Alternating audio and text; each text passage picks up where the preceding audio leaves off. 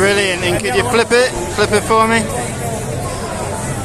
I wouldn't call him a pig because they're one of the most intelligent animals on four legs. This is a monster. This is the axis of fucking evil who uses build back better in every statement. The fifth columns, get it? The fifth columns that the animal brought in without the consent of the British people. Using build back better. Level up. Is it? Yeah, level up. Is it just a coincidence that they're always in the same catchphrase? Of course not. Is it a coincidence that you hear these phrases in the media, in art as well? Exactly. Level up. Level up. I hear it all the time. Prince Charles is one of his biggest supporters. Prince Charles, one of Castle Charles' biggest supporters. People don't realise that. Ask most British people who the Great Reset is, they haven't got a fucking. Yeah. The Great Reset, what's that? Spurs, Arsenal, you know that? Yeah. yeah. We are in bad taste, but the way I see it, we're still the lucky ones. Yeah. We've got awareness. How do you see things panning out with the energy crisis? I think this winter's going to be like harder than any other. I mean, I don't think people, I mean, if you look at it going up by 80%, I mean, those with families, particularly those that complied with tyrants to get something out of it, all they're going to learn is that you get nothing by complying with tyranny apart from more fucking tyranny. And they're going to have a winter like no other. And people don't realise this has been a big attack on the middle class as well. Yeah, exactly. The middle class, who in the past always thought they were very, very safe at the time. Not this time.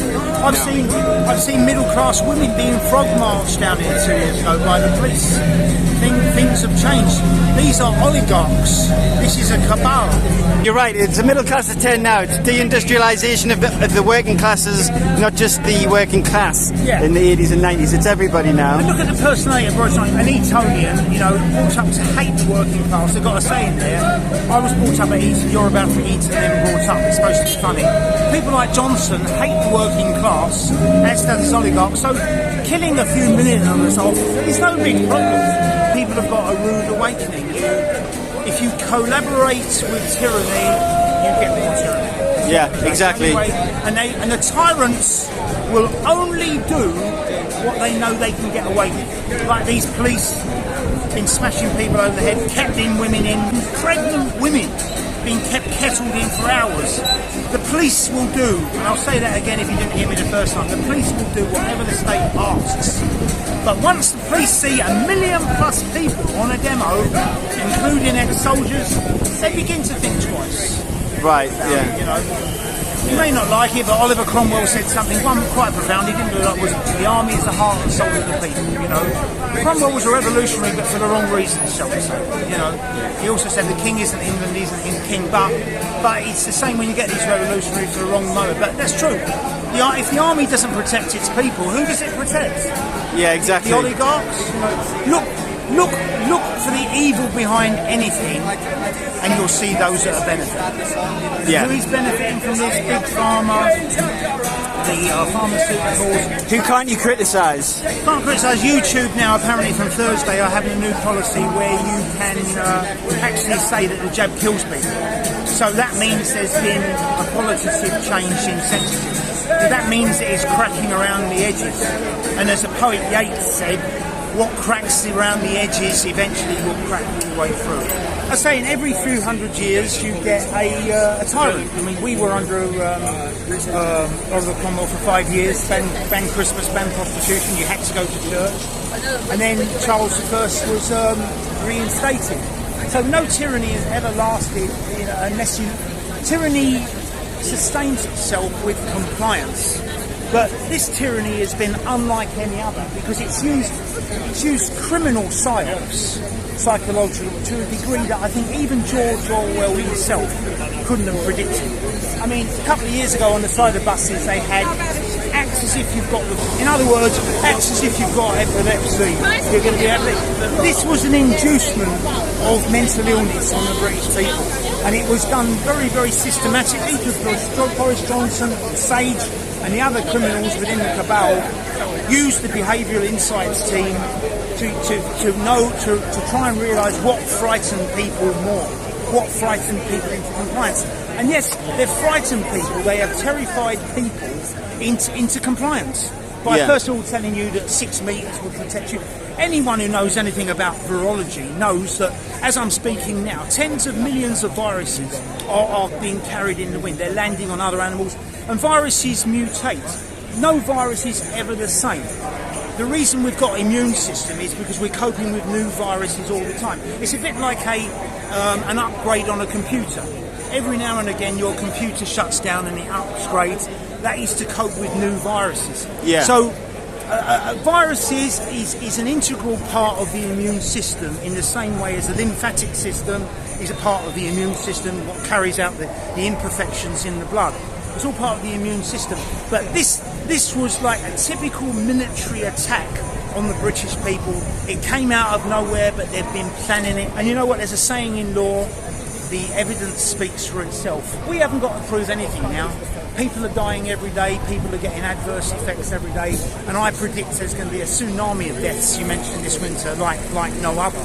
So we haven't got to produce. We've spent 3 years, last 3 years, warning people left, right and centre. We're the good guys. We're the good guys. Regardless of race, creed or colour, we've been concerned. We've been trying to warn people away from this. But they've gone along with it to a degree. And the ones I feel sorry for are the innocent, those that did it with the best of intentions, with good faith. You know, the naive ones, they're the ones I feel sorry for. The children that have had it, there are children now that are getting tardive dyskinesia, Bell's palsy. I mean, I don't know if you've seen the leaked document, but it's not a case of what adverse effects is on there. It's a case of which adverse effect isn't on there. Yeah. You couldn't make it up. And it took a Texas judge to release that document. They weren't going to do it. And you know the reason? 75 years. That's who killed JFK numbers. Well, exactly. It's who killed JFK. Sorry, what were you going to say though? They know it was an inside job with JFK. I think it was a mafia or what. Yeah. But They were involved, yeah. Most of us, unless you're Michael Jackson, I'm going to live forever, will be pushing the daisies up after 75 years. So why did they do this? They did this because they know that no criminal ever wants to bring attention to his crime. But the judge caught them out. And like Partygate, that was a big part of their downfall, and it induced a degree of scepticism. But I do feel sorry for people. I mean, particularly like the other day, that Scottish cyclist, fit young guy, I think about 35 years of age, dropped dead in his sleep. You know, that's happening now. I mean, yeah. And yet, if you're seeing high-profile athletes drop dead like that, what, behind closed doors, what members of the public, what degrees of the public are dropping dead as well? I mean, it must be an astronomical amount. Yeah. And it's not going to stop there, because there is no antidote, because it didn't have a risk analysis, it didn't have a risk assessment, it didn't go through the proper protocols for the simple reason they knew it was too dangerous. It actually says it's got an acceptable death rate. I mean, who in their right mind would have acceptable death rate? Acceptable death rate should be 0. It shouldn't come into the equation. But that's the degree of evil you're dealing with here. And I can't think of a better word other than evil. I think it's the only word that is apt in this case.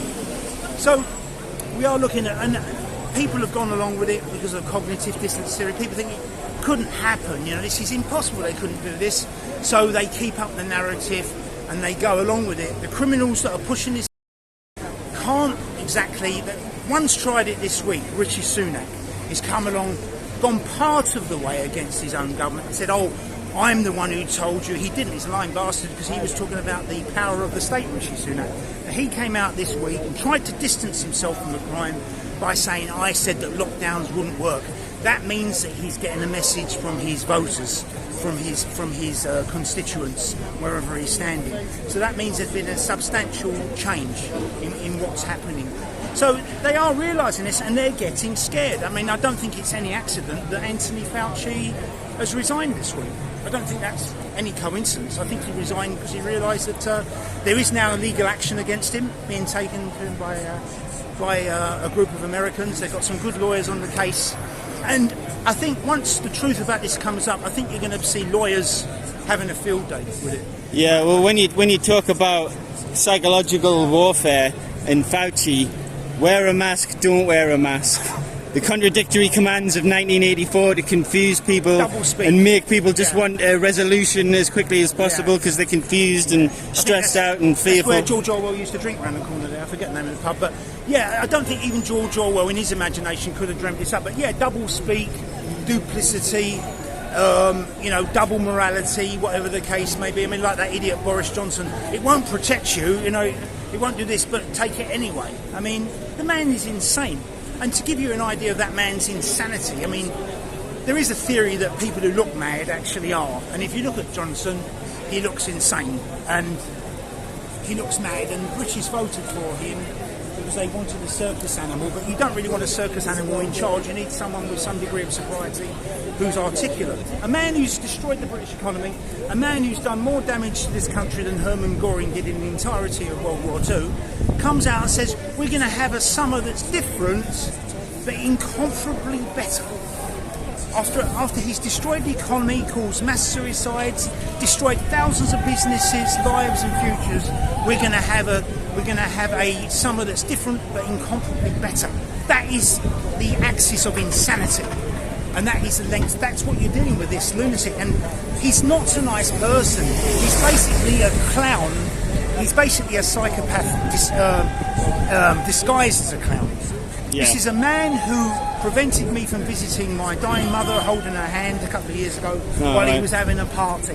Why would he do that if he knew it was so seriously ill, dangerous, and they were going to be dropping dead? And as for the police giving him the fine, the police let them into the party.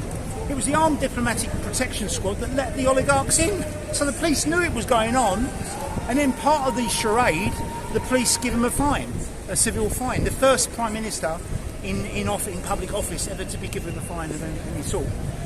So yeah, psychopaths aren't intelligent, and I think a lot of psychopaths don't think laterally. Everything is very, very subjective, and they don't think about the consequences of their actions, and eventually they get caught. And we've been basically under attack. What is so unique about this situation, we've been under attack by our very own governments, and it's not been a single nationalist attack, it's been a global attack. And if I'm wrong, please tell me where I'm wrong. I'd like to know where I'm wrong. I'm a Democrat. I believe every question raises an answer, and every answer, raises another question. So I think it's. I think the ability to ask questions should all be the hallmark of any democracy. I think that's important. But this has been the latest term. I think originally coined by Joe Stalin is disinformation. In other words, what they mean by that is censorship. You haven't got the ability to work things out for yourself in a subjective way, objective way. We can do that for you. We're the elitists. We're the academics. We can decide that for. How fucking patronising and condescending can you get? Yeah. But that's where we've been at for the last week. And you know what? To a massive degree, it's worked. I'm not inviting any thanks on these people, but I'm saying that it has worked to a large degree.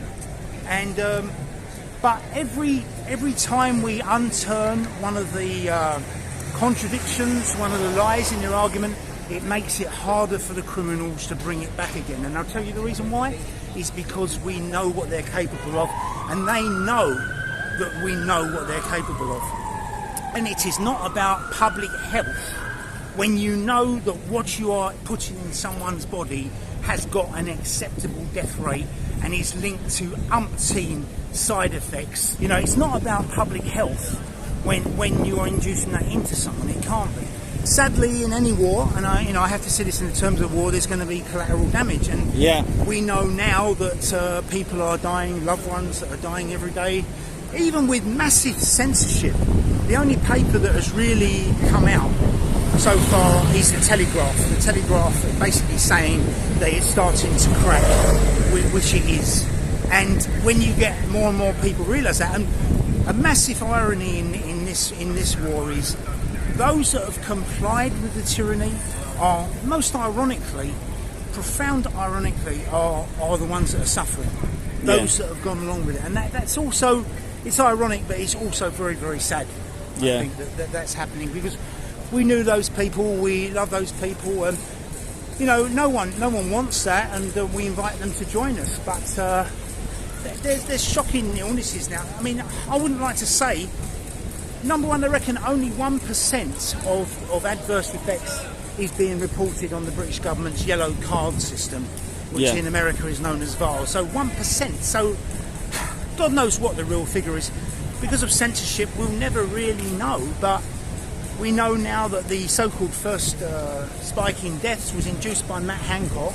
Yeah. And killing elderly people off. And it's no surprise now that Matt Hancock wants to legalise euthanasia. Of course he does. Surprise. You know. Yeah, I mean, introducing a drug that, well, not introducing, but buying more than usual of a drug that dampens the lungs' ability to breathe when there's supposed to be a respiratory illness around. It doesn't make any sense at all. And the reason they use censorship is because they don't like you probing. You know, that's why they hate courts. So this is far from over. The oligarchs are using the war in the Ukraine. They're using it as a smoking gun, as a smokescreen to try and typical diversion tactic to take everyone's mind off what is going. No, it's not going to be easy for them. It's not going to be easy for them because people have gone along with this. You're going to see the residual effects of this mRNA jab taking place now every single day. Yeah, so bearing in mind that we are in a warfare situation and you're an ex-vet. Yeah, I mean, I use this tactically, I think, basically to show that we're there for the side that there's been other squaddies here as well in the past, you know, to say that we're... And you know what, that's been a big booster for the British people. I've seen women crying when we gave the salute the other week with the Global Veterans Alliance. I've seen women crying, they realise, thank God they're there to support us. After 2 years of this lot beating us up, smashing us over the head, the army's on our side, and you know what, that's been a big booster to their morale. It's been a wonderful situation to know that there's someone, the people who should be protecting you, the army, are actually with you. That's what an army's there for. An army, is the army with the people, not the government? I think they're trying very, very hard to politicise the army in the same way as they politicise the police. That's why Rotherham happened. Because the police were politicised. They were more interested in community cohesion statistics than they were young girls being abused. Shocking cases, horrific cases. But the army, I think you're going to find I know quite a few guys that are still serving are pretty peed off with it. It's very politically correct, it's very woke. Yeah, well, how do they feel? What's going on with them? What's their views? I mean, I was talking to a guy recently, infantry, and he was telling me every week they have these lectures on wokeism and everything, and the army I was in was very, very sexist. You know, men were men and women were women. They put one woman with us only because she looked more like a man than a woman. They knew that no one was going to jump in bed with her. You know, they did that. But women were women, and basically you could say what you want. There was a degree of freedom in the British Army when I was in it that probably isn't there today. You could say what you wanted, and we used to talk about democracy. We used to talk about how nice it was about Khomeini, about dystopia. We never realised that this would happen here. I knew this would happen in like China or Beirut or wherever the case may be, but I never thought this would happen in England. Yeah, that's the thing about totalitarians. They spread their totalitarian ways across the planet, and then once they've finished, they can concentrate more on their own population. Like, why would anyone escape? They have no value for human life, as they proved time and time again with the opioid crisis or war in general. You know, whether it's pharmaceutical or it's bombs, they attack everybody everywhere, and so they're coming for everybody. Yeah, they're coming for everyone at the end of the day. And as I say, if you look for the evil, look at who's benefiting, you'll see that the big farmers, we are just merely pawns to be used for their betterment. I mean, it's now coming out that Fauci designed the drugs around the AIDS virus. You know, all sorts of nefarious activity I mean, even I believed it. But That drug that he was pushing, ZT... AZT, I can never remember it. Well, apparently, ironically, Freddie Mercury actually took it, and whereas other people with AIDS, acquired immune deficiencies, didn't take it and are still alive. But Freddie Mercury apparently was on AZT and he died. Wonderful vocalist as he was. But no one should be in that position to give or take life. We are not guinea pigs. We have rights. Before you have any injection, there's that thing, I always said it before, informed consent, whereby you as the recipient of the drug must know the long and short side effects of that drug. Yeah. Because you're the one that's going to have to live with it. And they rolled it out quickly under emergency legislation because they knew that was the only way they could get it out. Create a rush and a panic, yeah. A rush and a panic, and it's got to be now. It's got to be now. Death toll, death toll. Fire a gun now quickly. It's going to save lives. Save lives. You know, the police going around telling everyone you're killing people by being on the street. The fact that the police are the biggest source of cross-infection by telling everyone that you're spreading the virus, in a policeman's head, that actually makes sense. I mean, try and work that one out. You know? Yeah. But this is a sort of nonsense that we've put up over the last few years. Well, informed consent has been gone for a long time, because in 2008, the doctors put me on a drug called... You know it, yeah? That's for indigestion? Or, yeah, well, it's for heartburn, among other things. Yeah. But they didn't give me informed consent. The GMC guidelines say that the possibility of not taking action should be discussed, and it never was. And this drug, it blocks acid from entering the gut by chemically inhibiting your proton pumps. It's called a proton pump inhibitor. Yeah. And so that means your stomach never really recovers once you take that for a long time. You never get acid again. And so I've got Lyme's disease now, and SIBO, adrenal fatigue, all sorts of things. The problem you got though is getting that proven in a court. You know. Well, you've got to prove it within 3 years if you want any compensation. Yeah. You'd have been better off with milk and magnesium. You know. Oh God, I'd have been better off just being left alone. The biggest evil. The biggest evil, I think, is censorship, because censorship, the ultimate form of censorship is death, as we see now. It's like the gunslinger who comes to town, I shoot first and ask questions later, bang, bang, you know, Gary Cooper, you're dead. Where's the nearest railway station? You know, it doesn't work that way. The ultimate form of censorship is death, because dead people can't speak for themselves, they haven't got advocates. But censorship stifles your awareness, it takes away your own awareness, which is why the government use psyops to censor every aspect of your life. It doesn't get more evil than that, with these guys going around enforcing at the same time. It doesn't get much more evil than that. They did that. Great talking to you anyway, and we'll talk again sometime. What's the channel? It's called Propa Pictures.